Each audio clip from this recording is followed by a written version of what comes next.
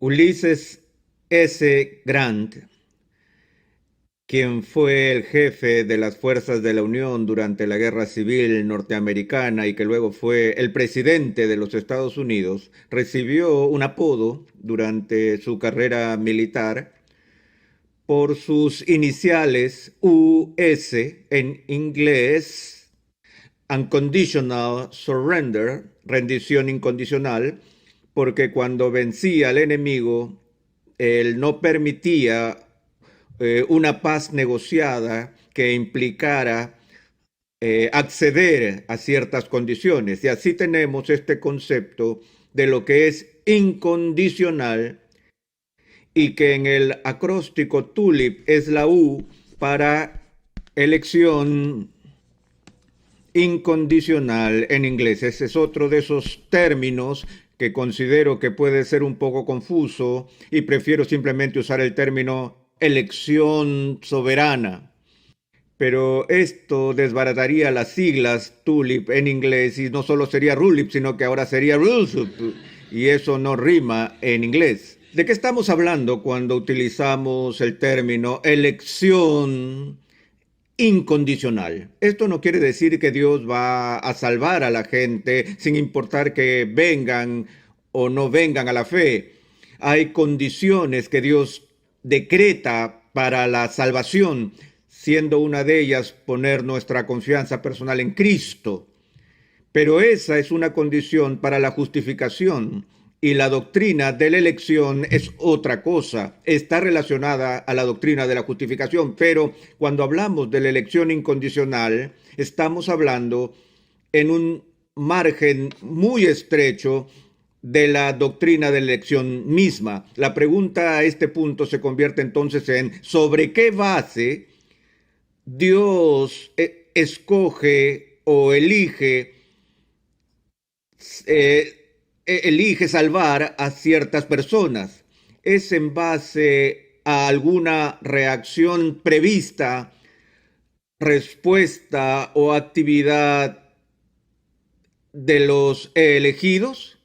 Es decir, muchas personas que tienen una doctrina de la elección o predestinación lo ven de esta manera, que desde toda la eternidad Dios nos mira a través de todos los tiempos y sabe de antemano quién va a decir sí a la oferta del Evangelio y quién va a decir que no.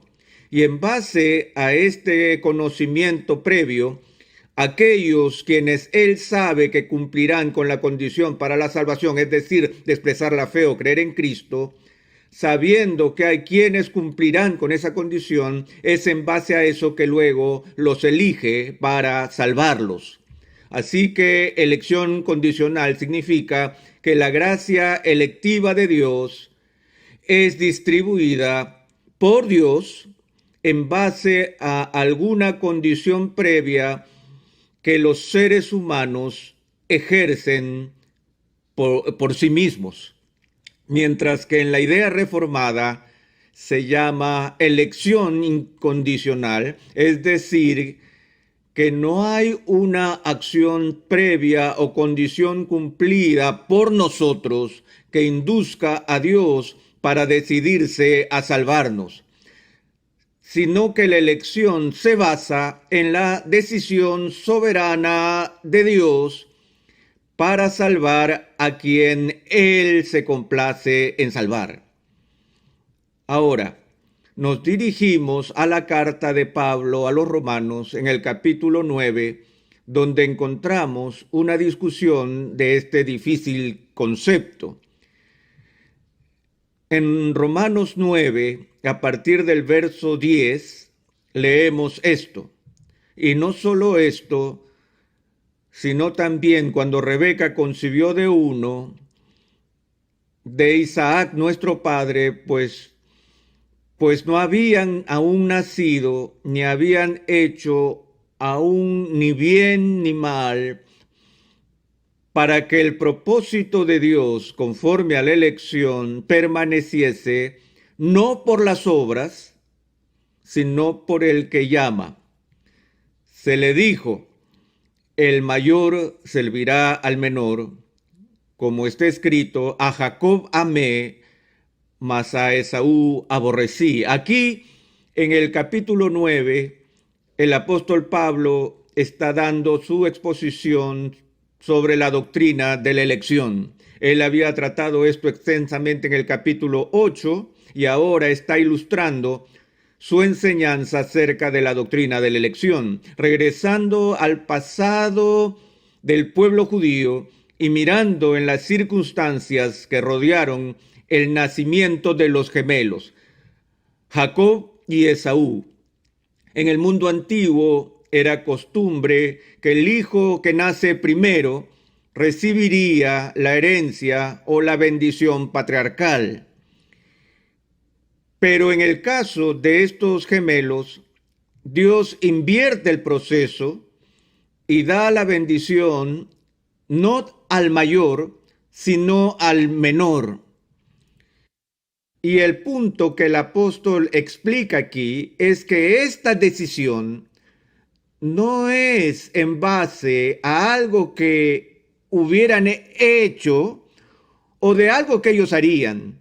El punto es que la decisión no solo se hace antes de su nacimiento, lo que es evidentemente obvio, sino que lo que Pablo detalla aquí no es en base a lo que hagan bien o mal, sino que Pablo usa esta ilustración para mostrar que los propósitos de Dios prevalecen.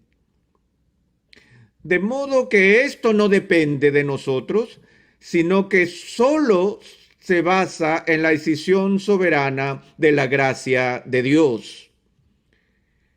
Ahora, en el versículo 14, leemos estas palabras. ¿Qué pues diremos? ¿Que hay injusticia en Dios? En ninguna manera. Y otras traducciones dicen, Dios no lo quiera. Y otras, por supuesto que no. Ahora, me parece fascinante que Pablo plantea esta pregunta retórica inmediatamente después de exponer su metáfora del nacimiento de Jacob y Esaú y la preferencia de Dios por uno antes que el otro sin considerar sus obras. Recuerdo que cuando estudiaba en el seminario que luchaba profundamente con la doctrina de la elección, como la mayoría de los estudiantes lo hacen. Simplemente había algo que no me encajaba del todo. No sonaba bien pensar que Dios dispensa su gracia salvífica a unos y que a otros no, y que la razón para otorgar salvación a unos y no a otros no depende de nosotros, sino solo en la determinante gracia de Dios. Eso me molestaba, porque mi respuesta inicial era que eso no me parecía justo. Pensé, ¿cómo puede ser justo que Dios escoja salvar unos y no a otros? Luego entendí que nadie merecía la salvación en primer lugar. Y sé que si Dios dejase que todo el género humano pereciera, Él sería perfectamente justo al hacerlo. También comprendí entonces que la única forma en que alguna vez podía ser salvo era de alguna manera por la gracia de Dios. Pero ciertamente no creía que esto descansara en gran medida en la gracia de Dios. Y pensé, ¿por qué Dios daría su gracia a algunas personas en una medida mayor a la que la daría a otras? Simplemente a mí no me parecía justo. Y mientras luchaba con esto y leía a Edwards y a otros teólogos de la Reforma, todavía no estaba muy convencido y vi una pequeña tarjeta que tenía en mi escritorio del seminario que decía, tú estás obligado a creer y predicar lo que la Biblia dice que es verdad, no lo que tú quieres que ella diga que es verdad. Y eso puso algunas reservas en mí porque había leído este pasaje de mil maneras y sabía que había gente que decía, Pablo no está hablando realmente de la elección de individuos aquí, él está hablando de los beneficios de la salvación que eran dados a los judíos en vez de a los árabes y se refiere a naciones que son elegidas, no individuos. Eso no me convenció ni por 5 minutos porque incluso si estuviera hablando de naciones, él lo ilustra con los individuos. que están a la cabeza de esa nación. Así que no importa cómo lo mires, todavía estás aquí luchando con el hecho de que una persona recibe bendición de Dios y otra persona no. Y eso está basado en última instancia en la voluntad de Dios mismo, y aún así no parece correcto. Ahora bien, he escrito muchos libros y enseñado varias clases, y sé que cuando establezco un enunciado, que lo he usado con bastante frecuencia, suficiente como para tener la práctica necesaria para casi anticipar, quizá no casi, sino que anticipar por completo a las objeciones o las preguntas que la gente inmediatamente va a hacer a un determinado enunciado. A estas alturas, uno de los pocos puntos con lo que me identifico con el apóstol Pablo como maestro está aquí, porque cuando él exponía esta doctrina, él anticipaba una respuesta o una pregunta. Tan pronto él habla de la gracia soberana que fue dada a Jacob por encima de Esaú, él se detiene y dice, ¿qué diremos? ¿Hay injusticia en Dios? Ahora bien, una de las cosas que me persuadieron a creer que los reformadores tenían razón con respecto a la elección fue contemplar esa pregunta. Porque yo pensaba así, pensé que si Pablo trataba de enseñar un punto de vista semipelagiano o arminiano de la elección, por el cual, a fin de cuentas, la elección de una persona se basaba en que esa persona cumpla algún tipo de condición, para que a las finales dependa de uno y de lo que uno haya hecho, y esta persona no lo haya hecho, ¿quién formularía objeción alguna acerca de lo que es ser injusto? ¿Quién podría formular una objeción sobre ese ser que implique una injusticia en Dios? Eso pareciera ser claramente justo. Y estoy seguro que las personas que enseñan arminianismo o semipelagianismo y formulan sus puntos de vista en este tema, tienen algunas preguntas que surgen cada vez que ellos tienen que responder y tienen que contestar tal como todos los demás. Pero me pregunto, ¿con qué frecuencia protestan contra sus enseñanzas diciendo, eso no es justo? Dudo que lo hayan oído alguna vez. O esperen un minuto, ¿esto significa que Dios es injusto? Pero el apóstol se anticipa a esa respuesta. ¿Y cuál es la enseñanza que genera esa respuesta? Es la enseñanza de que la elección es incondicional. Es cuando enseñas que la elección recae en última instancia solo en la voluntad soberana de Dios y no en los hechos o acciones de los seres humanos en quienes surge la protesta. Y así es como Pablo se anticipa a la protesta. Hay injusticia en Dios, y él contesta con la respuesta más contundente que se puede dar en el idioma. Me quedo con la traducción, Dios no lo quiera. Luego él sigue y lo aclara. Pues a Moisés dice, tendré misericordia del que yo tenga misericordia, y me compadeceré del que yo me compadezca. Aquí el apóstol le recuerda a la gente lo que Moisés ha venido declarando desde siglos atrás. Esto es, que es el derecho divino de Dios ejecutar clemencia ejecutiva cuando y donde Él así lo desee. Él dice desde el principio, yo tendré misericordia del que yo tenga misericordia. No de aquellos que cumplan con mis condiciones, sino de aquellos en los que me place otorgar el beneficio. Ahora quiero hacer un gráfico en la pizarra con trazos muy simples que representen personas, y estas a su vez representen a las masas de la raza humana, y voy a poner 6X en el borde y voy a poner un círculo alrededor de 3 de ellos y otro círculo alrededor de los otros 3. Y digamos que un círculo representa a las personas que reciben este don inefable de la gracia divina en la elección, y el otro círculo representa a aquellos que no lo reciben. Y hagamos la pregunta: si Dios elige soberanamente conceder su gracia en algunos pecadores y retener su gracia de otros pecadores, ¿hay alguna violación de la justicia de Dios en esto? Si nos fijamos en los que no reciben este regalo, ¿reciben algo que ellos no se merecen? Por supuesto que no. Si Dios deja que estos pecadores perezcan, ¿los está tratando injustamente? Por supuesto que no. Un grupo recibe gracia, el otro recibe la justicia. Nadie recibe injusticia. Y Dios, así como un gobernador de estado puede permitir que ciertos criminales culpables reciban la medida completa de su pena impuesta, pero el gobernador también tiene el derecho de perdonar, de dar clemencia ejecutiva, si lo declara.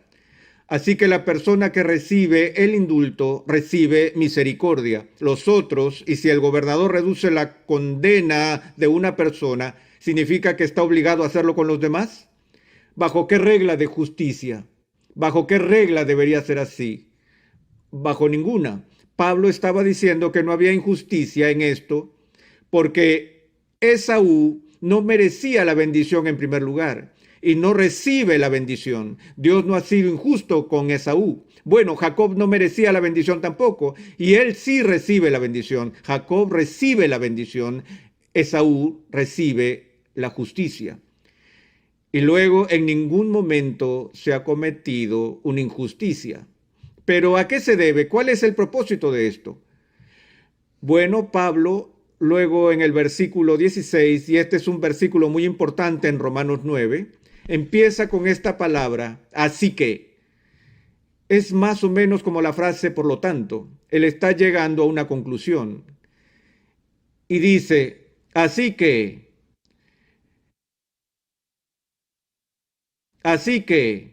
no depende del que quiere, ni del que corre, sino de Dios que tiene misericordia.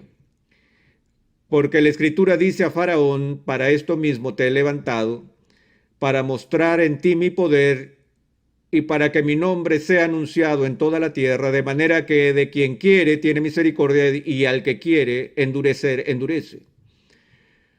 Ahora usted podría pensar que cuando Pablo habla tan enfática y claramente como lo hace aquí, cuando declara que no depende de quien quiere, ni del que corre,